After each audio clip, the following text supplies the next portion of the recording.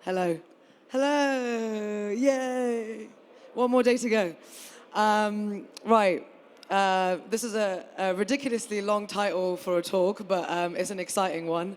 Headless brands and IP NFTs with remix rights. So I'm just going to kind of like give a bit of context before jumping into it. So I oftentimes like preach this whole narrative around how everything is a supply chain and everything is roles all the way down. And essentially what I really mean by that is like, take everyday products that you're interacting with, right? So the things that you consume, the things that you buy, the sweatshirt that I'm wearing right now is essentially a bunch of roles, doing individual things within a supply chain. So you have like someone that comes and sources something, someone that comes and manufactures it, someone that comes and designs it, someone that comes and purchases it, right? So there's a whole entire value chain, there's a supply chain, there's roles within that supply chain. And so far, our main interaction with products in general are via what we would say a verticalized supply or a verticalized brand IP.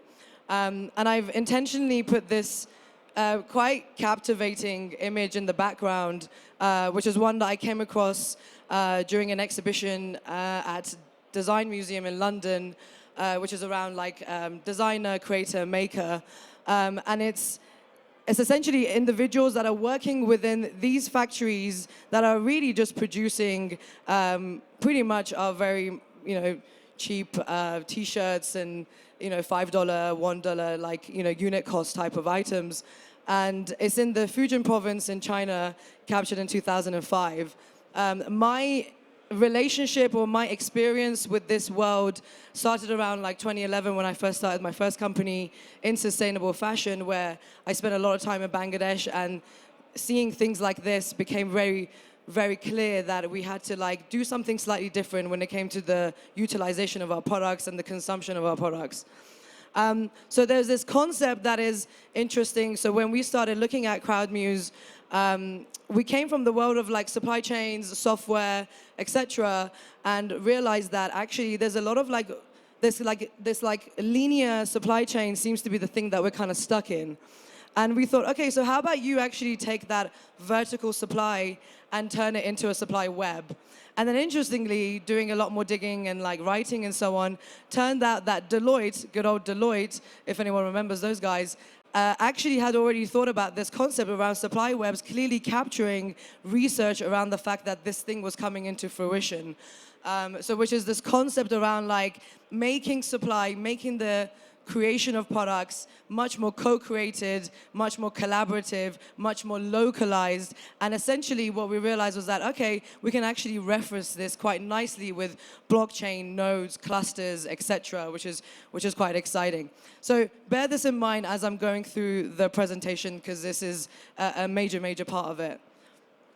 So thanks to Ethereum, we have smart contracts, right? These are digital agreements that you and I, multiple parties, or even an individual can spin up with a line of code or digital agreements to say we agree in something.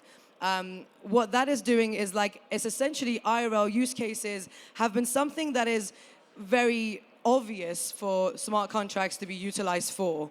And the features, as you probably are aware of, is that it provides verification, it provides authenticity, it provides a proof of ownership of your terms within that contract and within that agreement. It's a public record, right? So blockchains are naturally public records. On the flip side, in the traditional industry, what we've seen in the past like 3 to 5 years was that the one that I came across was LVMH, utilize LVMH and DHL, but LVMH more relevant to this talk, spinned up a private blockchain to track counterfeit of their products, right? So that's a very clear, obvious use case. Public record blockchains would make things like transactions, assets, agreements public and much more visible. it creates this concept around like verifiable ownership. So I can say that I have submitted an artwork. I can reference the fact that I did a certain type of work. And that verifiable ownership is actually really, really key to the whole like co-creation aspect of product creation. And as I'm going through this, I just realized that my slides are a little bit blurry. So apologies. But just bear in mind the images in the background, because I'm going to be coming back to them over the course of the slides. So as part of writing our white paper, one thing that we first of all, we love doing good diagrams, and as part of the architecture, we realized that actually there's this concept of creator networks, right? What if a 3D designer that is creating an animation, creating a model, is working across or co-creating with a bunch of other roles, with a bunch of other people, to create a digital product. And then they're also wanting to create a digi-physical or physical product, for lack of a better word. And so we said, okay, these are this bunch of nodes, clusters of people, networks that can actually play between each other's networks, and why should they not be able to do so? So this is it's quite clear what this is showing, right? You have a brand, you have a 3D designer, you have a fashion designer, you have a pattern maker, you have a metaverse builder, right? All of these are actually examples of roles of products that we have helped collaborate with or have dropped on our marketplace, and I will show you some more examples in a minute. So the idea that an individual role that is creating a product can just take their assets or take their IP, in a sense, and transfer that, or just, also open that in another co-created product, is essentially just unbundling that whole IP process, and it's like making every individual creator, every individual contributor of a product creation visible, which is pretty awesome. I'm intentionally going to stop on this muse and get you guys to get your phones out and take this QR code here. And the reason why I'm forcing you guys to do this is only because we have spent a really long time writing resources in our white paper, in the research papers that we put together, our articles, etc., to really just set the stage of the fact that there is this thing coming, which is the future of the way we trade. There's a future of the way we consume, future of commerce, basically, and how also, IP interoperability, composability plays a really big part in that. So yeah, thanks for taking that. So, okay, so what is Crowdmuse? So Crowdmuse is a platform for multiplayer collaboration on consumer products and digital IP rights. We went after the physical use cases first, because it was something that we understood really well. We went after consumer because we were like, crypto is lacking consumer adoption. So what is the most obvious thing that crypto needs, which is a thing that every person here interacts with, is consumer goods. So this is one example. So this actually is a really interesting one, and I'll come to it. So two of the key things that designers, creators, brands, etc., small-scale brands struggle with is access to supply, access to distribution, and access to an audience. So a lot of the times, the designers that I've worked with in the past years, the brand that I originally created, I failed, because I couldn't scale, right? I couldn't scale the brand, I couldn't get the supply that I needed, I couldn't get the audience that I needed, and we just decided to close the company down. And that is happening again and again and again. So we need this supply web access. We need much more unbundling. We need access to different buyer and creator networks. The other thing that is interesting is that, and you always hear this from a creator perspective or, in general, is the fact that my IP got stolen, right? Let's say, oh, like this looks similar to what I created. And so I think this idea around IP appropriation or this idea around protection of IP is very, very important. And this is like a very big example where the likes of Shein and H&M just love ripping designers and creators off all the time. And this was one that got a lot of attention.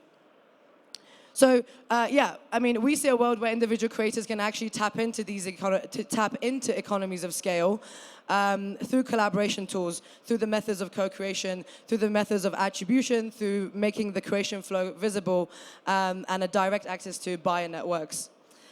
This is essentially just showing you a very similar thing. So this is an example of a FWB bag that we created with a pattern maker at Tropical Futures Institute, who basically were experimenting with how would it work if someone dropped a product, right, and showcase who manufactured it, who designed it, and then other creators in the network came and licensed the original pattern and created all these new product derivatives out of it. So what that basically means is the bag as a blank, the bag as a pattern, which is industry terminology, would just get like another logo put on it. It would get like another print put on it, et cetera, or another type of stitching on it. It gets remixed, similar to how like music is very much so remixed. These physicals, these types of designs can also be remixed.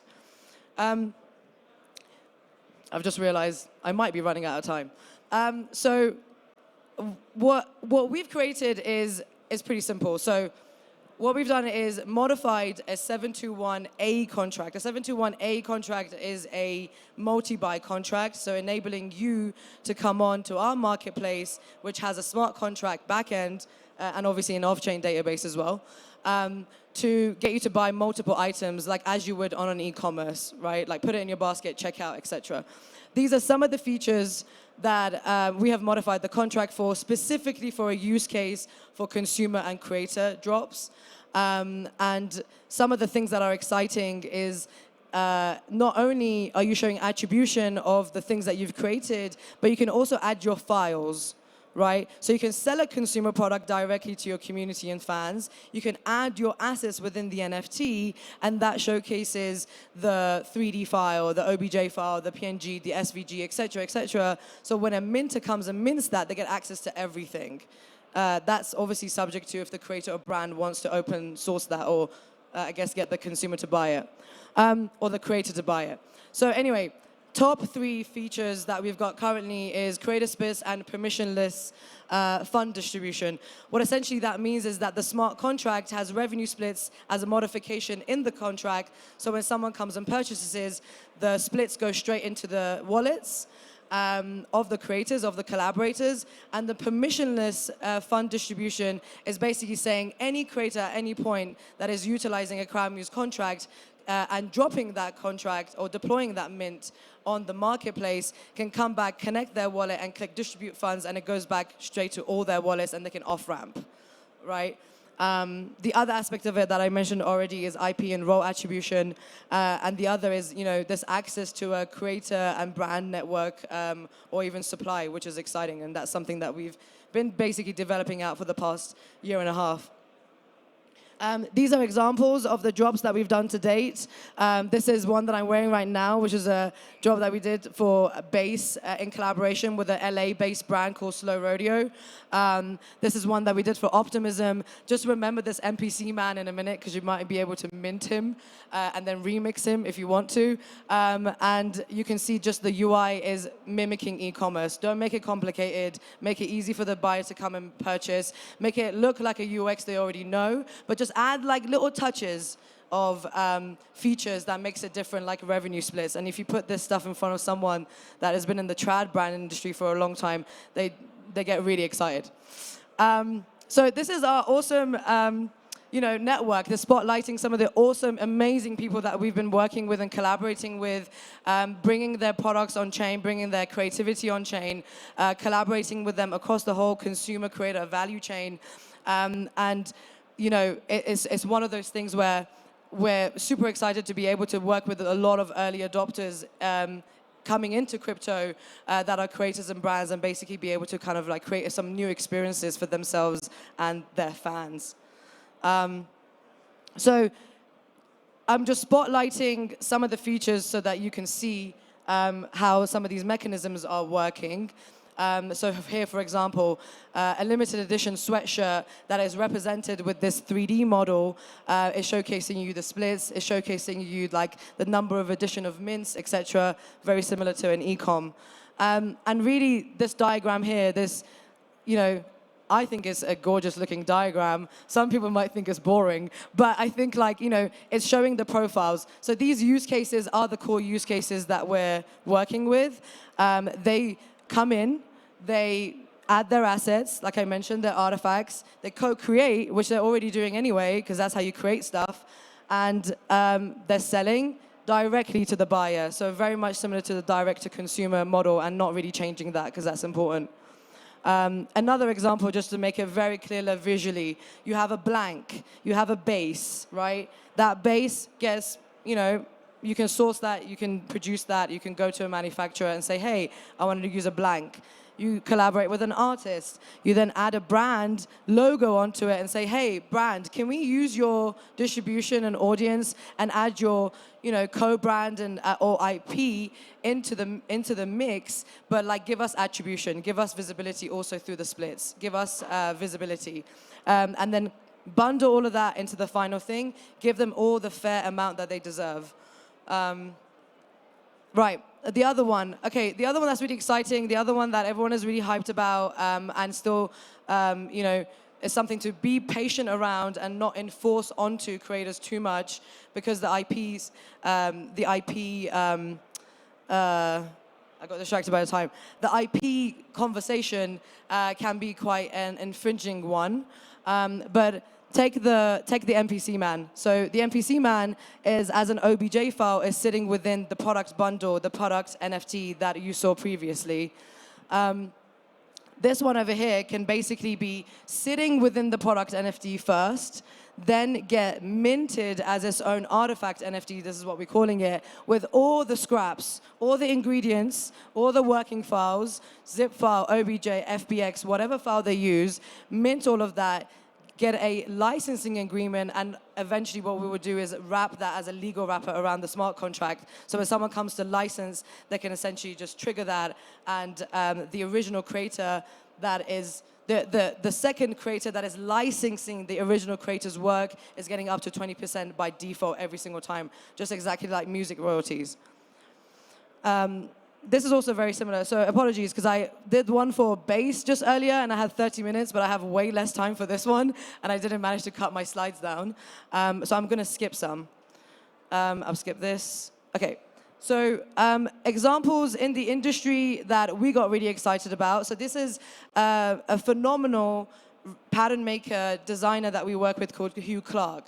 Hugh Clark and Rickard, which was another example that will come up next, they are literal pioneers of open source and design. So the reason why this is so exciting is that you haven't really seen this in fashion, right? You haven't really seen this that much in physicals. You've seen it so much more in code repos, open sourcing, music perhaps, but that is also still ripe with a lot of licensing terms. But the fact that you can come on and go to an open pattern library like this and get a blank already prepared for you that you can go to a manufacturer to make and add your print or different variations on top of it is pretty powerful. So he's already been pioneering this. Another example is the one from Rickard, who is also another reputable designer out in Sweden. He open sourced his patterns with Hugh Clark and got over 100,000 downloads in 2 days from all these other creators that were like, hey, we've been waiting for something to happen. So I think from a trad perspective, these industries are also craving open source, but that doesn't mean that they should just be open sourcing it for the sake of open sourcing it, right? They should be open sourcing it and also earning from it. So these are just free examples to test demand.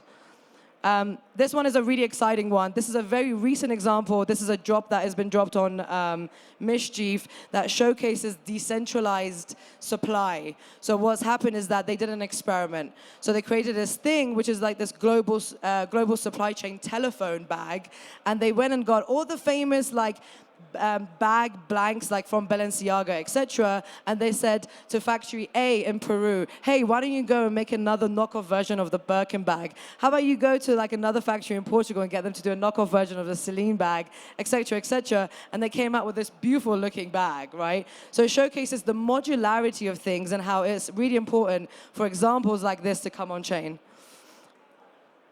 Okay, I'm wrapping up.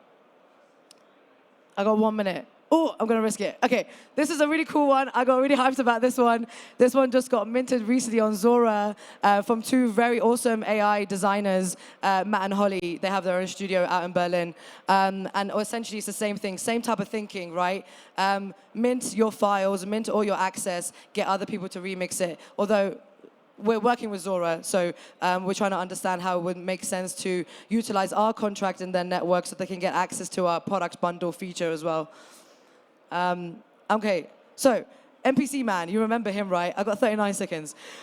We remixed him with a collaboration with Lightworks, so you can now go and mint it. I'm going to leave this up now, so get your phones out, go and mint it. So that you can get access to all the files, etc. If you want to remix it, go for it. You'll be part of the experiment. It'll be really fun. If you have any issues minting, just let me know. You can mint this on Optimism using USDC on Optimism or ETH OP, or you can just use credit card straight on the Crowdmuse website. So yes, thank you, and follow whatever, and come chat to me later. Thanks.